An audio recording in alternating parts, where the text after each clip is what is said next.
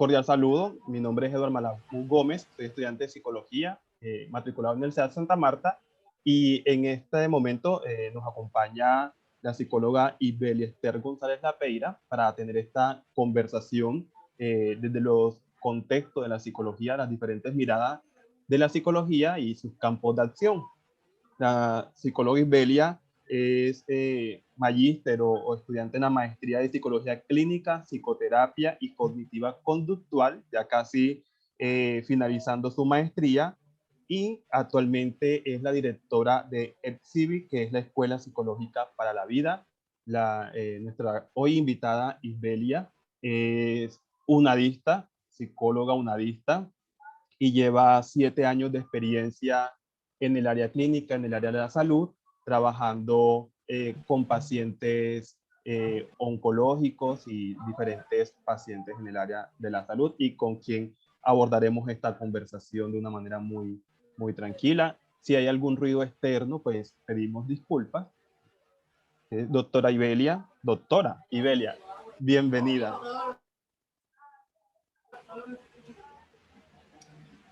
Gracias, Eduardo, por la invitación.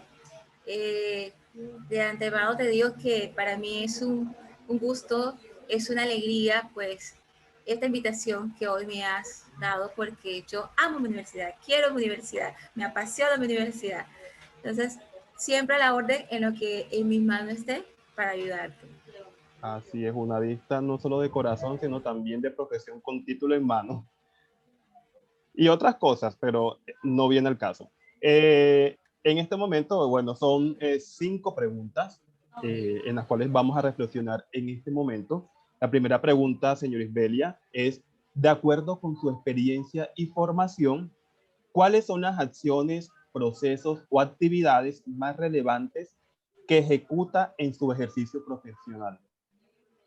Bueno, te cuento, Eduardo, que he tenido la oportunidad, desde que me gradué como psicóloga en la Universidad Nacional Abierta de Distancia, nuestra UNAM, de trabajar en el contexto clínico.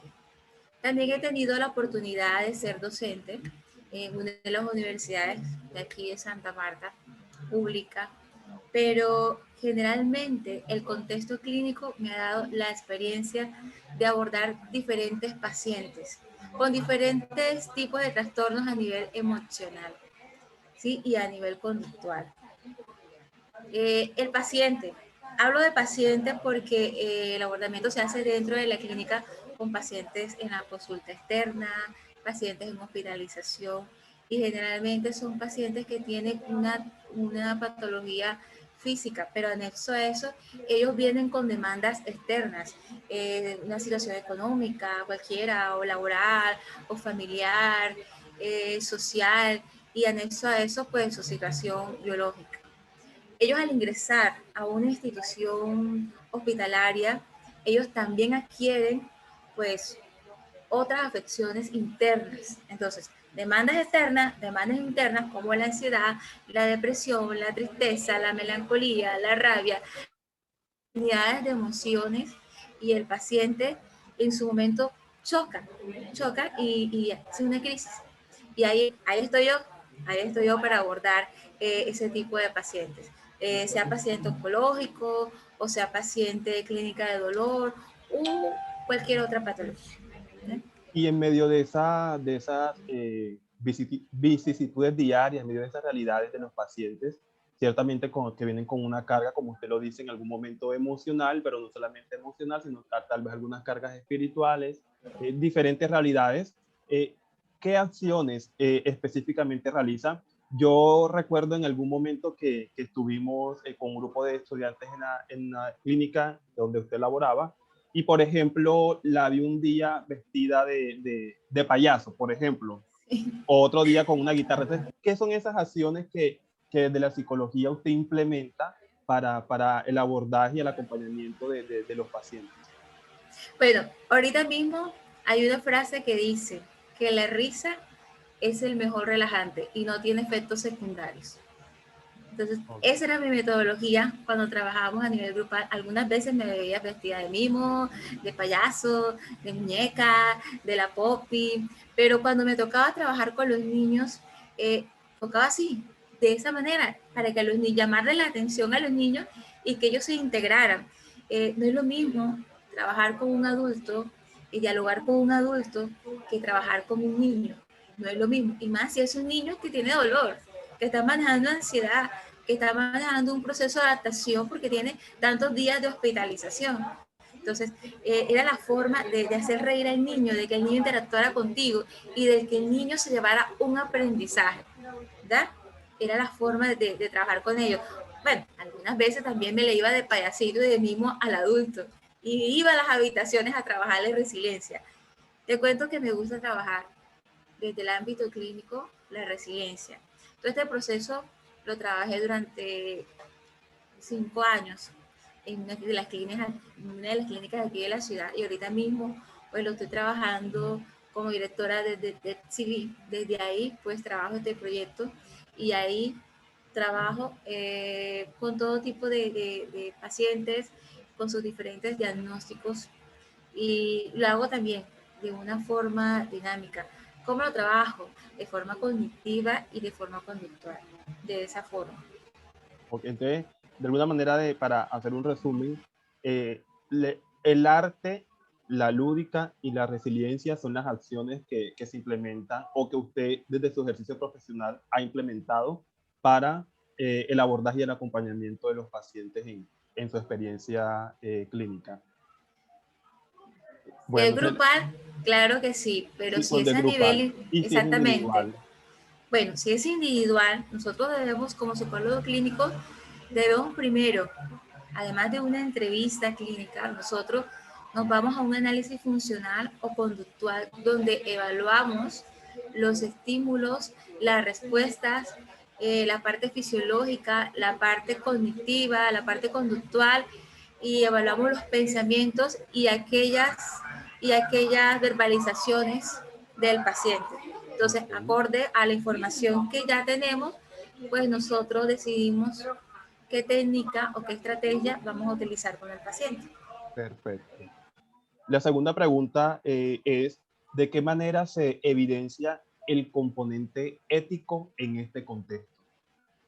La ética va agarrada de los valores, Okay.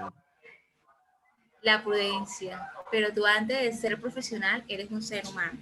Uh-huh. Entonces la ética va así, muy agarradita de ser muy prudente, de ser humilde, de tener bondad, de tener paciencia, de tener esa habilidad de escucha para el paciente. El paciente muchas veces no quieres que vayas y le digas y le comentes tantas cosas. El paciente a veces quiere que lo escuches. ¿Ya? Y el tema de la confidencialidad desde el componente Exactamente. ético es muy Exactamente. importante en este contexto que usted trabaja. Importante el consentimiento del paciente y de la familia. Y si es un niño, importante el consentimiento de sus padres y del cuidador. Ok. ¿Desde cuál de los enfoques psicológicos orienta las acciones que desempeña en su contexto? Cognitiva conductual. Por qué este enfoque cognitivo-conductual? Pues bueno, es su área de especialización, pero pues habiendo otros, ¿cierto? Desde la psicología, ¿por qué implementar el cognitivo-conductual desde esta área? Es el enfoque actualmente clínico que estoy trabajando. Ahorita te mencioné que al paciente se le hacía un análisis funcional de la conducta, donde se evaluaban los estímulos, las respuestas, los organismos, su parte fisiológica, cuando el paciente está eh, en la consulta o en la habitación o a veces hasta en el mismo grupo. Tú observas en el paciente que está ansioso y está sudando, o el paciente lo ves que está erizado, o en fin, cuando hablo de la parte fisiológica me refiero a eso, a los malestares que presenta el paciente y que tú puedes ver. Que se pueden evidenciar claramente. Exactamente. Verbalizaciones en el paciente también, mucho análisis. Es que yo no puedo, es que yo soy incapaz, pero es que si lo hago me va a pasar esto. El paciente va con muchas verbalizaciones negativas. Evaluamos ese contexto desde la parte cognitiva conductual. Ok. ¿cuáles son las estrategias, herramientas, técnicas de abordaje que utiliza con mayor regularidad en su ejercicio profesional?